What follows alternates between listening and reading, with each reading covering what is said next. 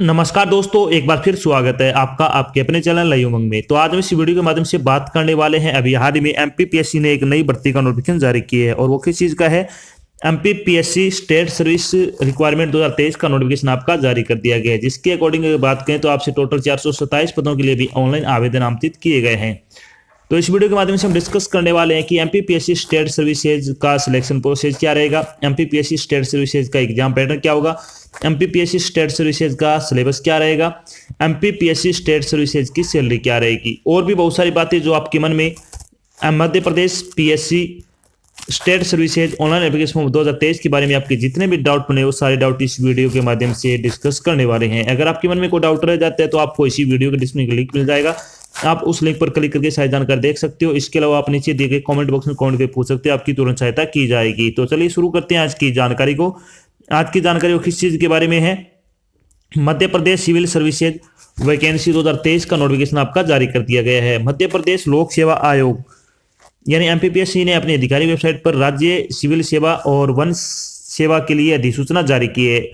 MPPSC civil सेवा भर्ती 2023 के तहत प्रशासनिक सेवा, पुलिस सेवा, जेल विभाग, राजस्व विभाग और अन्य सहित कुल 427 पदों के लिए आपसे ऑनलाइन आवेदन आमंत्रित किए हैं। मध्य प्रदेश लोक सेवा आयोग ने 427 रिक्त पदों पर भर्ती के लिए राज्य सेवा परीक्षा आयोजित की है। योग्य और इच्छुक उम्मीदवार 11 जनवरी 2023 से 9 फरवरी 2023 तक अधिकारी वेबसाइट के माध्यम से एमपीपीएससी में एमपीपीएससी स्टेट सर्विसेज वैकेंसी 2023 के लिए आवेदन कर सकते हैं। यहाँ हम एमपी राज्य सेवा परीक्षा के अन्य विवरण जैसे कि इसके लिए आयु सीमा क्या रहेगी, शैक्षणिक योग्यता क्या रहेगी, सिलेक्शन प्रोसेस क्या होगा, आवेदन शुल्क क्या रहेगा, इसके लिए आवेदन कैसे करें आदि के बारे में विस्तृत रूप से चर्चा करेंगे। तो चलिए सबसे पहले अपन बात करते हैं एमपीपीएससी वैकेंसी डिटेल के बारे में। वैकेंसी डिटेल के बारे में अगर अपन बात करें तो जनरल कैटेगरी के लिए 119 पोस्ट है, ओबीसी के लिए 102 पोस्ट है, ईडब्ल्यूएस के लिए 34 पोस्ट है, एससी कैटेगरी के लिए 77 पोस्ट है और एसटी के लिए 95 पोस्ट है। टोटल अगर बात करें तो आपसे 427 पदों के लिए अभी ऑनलाइन आवेदन वो आमंत्रित किए गए हैं।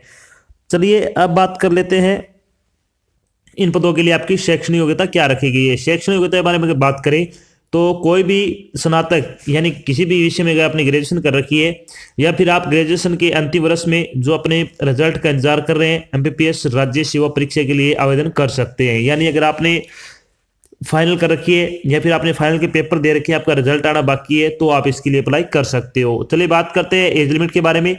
एज लिमिट के बारे में अगर बात करें तो ड्रेस पोस्ट की अगर बात करें तो 21 से 33 वर्ष आपकी आयु रखी गई है और नॉन ड्रेस पोस्ट की अगर बात करें तो 21 से 40 वर्ष आपकी आयु हो सकती है। यानी कम से कम 21 वर्ष एज आपकी होनी चाहिए और मैक्सिमम आपकी 40 वर्ष हो सकती है। इसके अलावा जो आपको सरकारी नियमक या सरकारी नौकरी में आयु सीमा में छूट दी जाती है वो छूट आपको यहाँ पे भी प्रदान की जाएगी। चलिए बात कर लेते हैं इंपॉर्टेंट डेट के बारे में। इंपॉर्टेंट डेट के बारे में अगर बात करें तो MPPSC state services online application form की नोटिफिकेशन की रिलीज डेट के बारे में अगर बात करें तो आपका 31 दिसंबर को नोटिफिकेशन जारी किया गया है। अगर बात करें MPPSC state services online application form भरने की स्टार्टिंग डेट के बारे में तो आप 10 जनवरी 2023 से आप अपना फॉर्म भरकर जमा करवा सकते हो। और लास्ट डेट की अगर बात करें तो एमपीपीएससी स्टेट सर्विसेज यानी civil services online application form भरने की लास्ट डेट और फीस जमा की लास्ट डेट है वो 9 फरवरी 2023 रखी गई है। अगर बात करें एमपीपीएससी स्टेट सर्विसेज का एग्जाम डेट के बारे में तो आपका एग्जाम 21 मई 2023 को कंडक्ट किया जाएगा।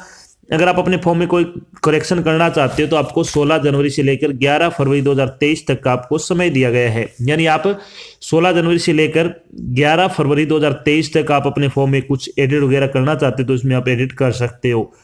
अब बात करते हैं एप्लीकेशन फीस के बारे में। एप्लीकेशन फीस के बारे में अगर अपन बात करें तो जनरल के लिए 500 रुपये फीस रखी गई है। SC, ST, OBC, ex serviceman और domicile of Madhya Pradesh only जो मध्य प्रदेश के एक्स सर्विसमैन है, ओबीसी कैटेगरी के उम्मीदवार है, एससी और एसटी के उम्मीदवार है, उनके लिए आपकी फीस है वो 250 रुपये निर्धारित की गई है। फीस का भुगतान आपको ऑनलाइन माध्यम से करना होगा, जैसे कि डेबिट कार्ड हो गया, क्रेडिट कार्ड हो गया, नेट बैंकिंग हो गया आदि के माध्यम से आप अपनी फीस का भुगतान कर सकते हो। चलिए अब बात कर लेते हैं MP state services exam selection process के बारे में। सिलेक्शन प्रोसेस के बारे में अगर अपन बात करें तो आपका सिलेक्शन हो प्री एग्जाम, मेंस एग्जाम और इंटरव्यू, 3 चरणों से आपको क्या गुजरना होगा। अगर आप इसमें सिलेक्शन पाना चाहते हो तो आपको इन 3 चरणों से गुजरने बाद ही आपको फाइनल सिलेक्शन है वो दिया जाने वाला है। तो चलिए सबसे पहले अपन बात करते हैं मध्य प्रदेश स्टेट सर्विसेज का जो आपका प्री एग्जाम होगा उसका एग्जाम पैटर्न क्या रहने वाला है। यानी MPPSC state services pre exam pattern 2023 के बारे में अगर अपन बात करें तो प्री एग्जाम पैटर्न क्या रहेगा, इसमें आपकी दो पार्ट होंगे। पार्ट फर्स्ट में आपका जो जनरल स्टडीज है उससे संबंधित आपकी 200 प्रश्न आएंगे, 200 नंबर का पेपर होगा। अगर बात करें पेपर सेकंड आपका, इसमें होगा जनरल एप्टीट्यूड टेस्ट होगा जो आपका 200 नंबर का होगा, 200 क्वेश्चन आपसे पूछे जाएंगे।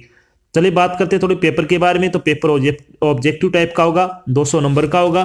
प्रश्न पत्र में 200 प्रश्न होंगे। प्रत्येक पार्ट के लिए समय 2-2 घंटे का आपको दिया जाएगा, यानी आपको 2-2 घंटे का आपको दिया जाएगा। जो आपका पूरा टाइम है, जो जनरल स्टडी के लिए 2 घंटे और जनरल एप्टीट्यूड टेस्ट के लिए भी आपको 2 घंटे का समय दिया जाएगा।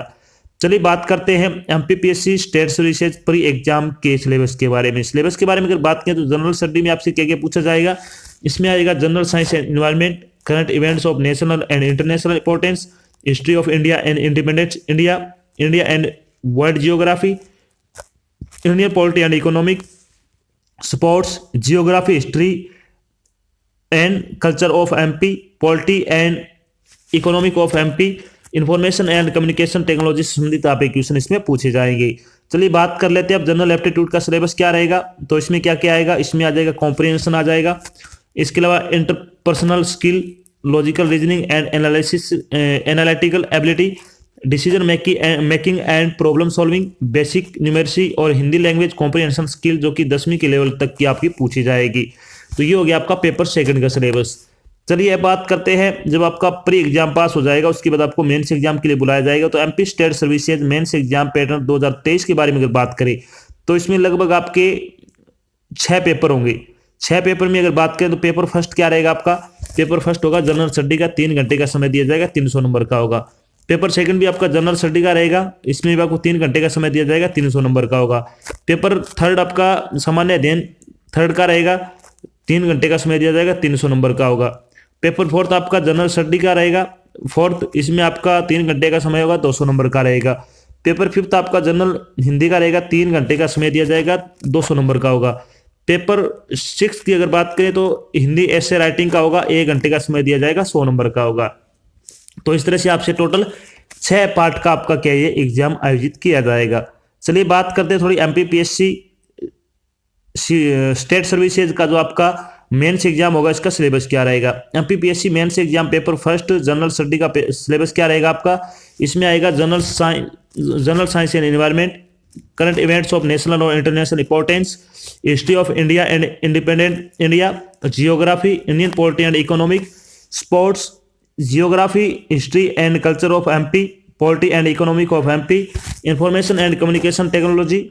इसके अलावा अगर बात करें पेपर सेकंड का जनरल स्टडी का सिलेबस क्या रहेगा, तो इसमें आएगा संविधान के भाग में मौलिक अधिकार, राज्य नीतियों के निर्देशक सिद्धांत यानी डीपीएसपी, केंद्र और राज्य विधानसभाएं, न्यायपालिका, पंचायती राज जैसे विषय शामिल होंगे।